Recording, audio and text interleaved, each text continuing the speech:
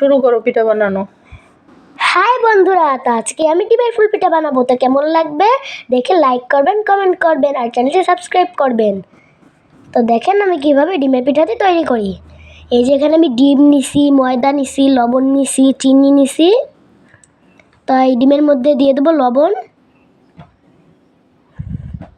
এখন দিয়ে দেবো চিনি, এখন এটাকে ফেটে নেব। ফাতেহা অনেক সুন্দর করে ডিমের ফুল পিঠা বানাবে, তো সম্পূর্ণ ভিডিওটা আপনারা দেখেন, অনেক ভালো লাগবে। আর ছোট ফাতেহা তো আপনারা ভালোবেসে ওরে সত্যি সত্যি আপনারা ওরে অনেক ভালোবাসেন, আর ভালোবেসে ওরে লাইক কমেন্ট করেন আর চ্যানেলটা সাবস্ক্রাইব করে দিয়েন। ছোট ফাতেহা তো অনেক শখ করে রান্নাবান্না করে, তো সবাই একটু সাবস্ক্রাইব করেন। এই যে মিশিয়ে নেওয়া হয়ে গেছে, এখন এই যে ময়দা দিয়ে দিছি।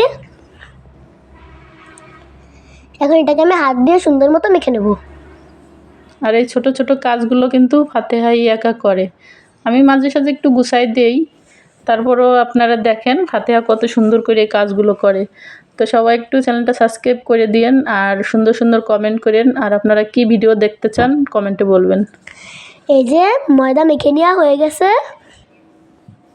এখন হচ্ছে আমি ফুল পিঠাগুলো বানাবো। তো দেখেন কিভাবে তৈরি করি। এই যে এখন আমি এটাকে একটু মোটা করে বেলে নেব।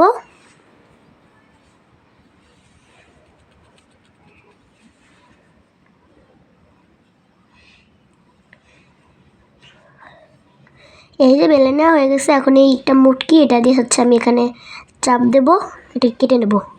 তো চাপ দিতে যাইয়া ফাতেহা এটা ভাঙ্গে ফেলাইছে। আর কি ফাতেহার হাসি, ফাতেহা অনেক হাসছে, অনেক আনন্দ পাইছে ফাতেহা এটা ভাঙ্গে যাওয়াতে, না আম্মু? হ্যাঁ। তো এই যে নতুন একটা কৌটোর মুখ নিছিল, তো একবারে ভাঙ্গে ভিতর থেকে পড়ে গেছে। এই যে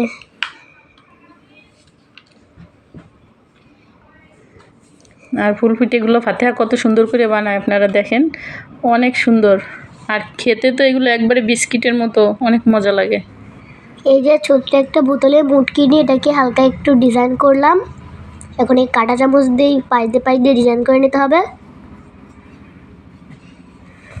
এখন এই যে ছুরি দিয়ে আমি কেটে নেব। এই কাজগুলো কিন্তু ফাতেহা একা থেকে নিজের হাতে করতেছে, তো আপনারা দেখেন, অবশ্যই অবশ্যই চ্যানেলটা সাবস্ক্রাইব করে দিবেন।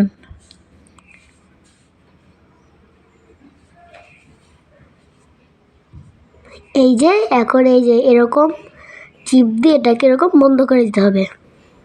এরকম চেপে চেপে ফুলের শেপ আনতেছে ফাতেহা। আর ফাতেহার কাছ থেকে আমিও শিখি, না মা? হ্যাঁ।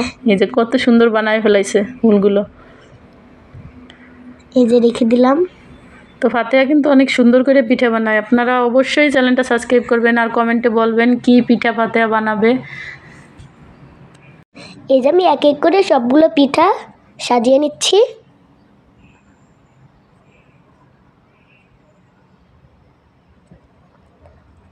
সবগুলো পিঠাই যে তৈরি। অনেক সুন্দর হয়েছে আম্মু, মাশাআল্লাহ অনেক সুন্দর হয়েছে। এই যে কড়াইতে তেল দিয়ে দিয়েছি, তেলটা গরম হয়ে গেছে, এখন এই পিঠাগুলো আমি ভেজে নেব।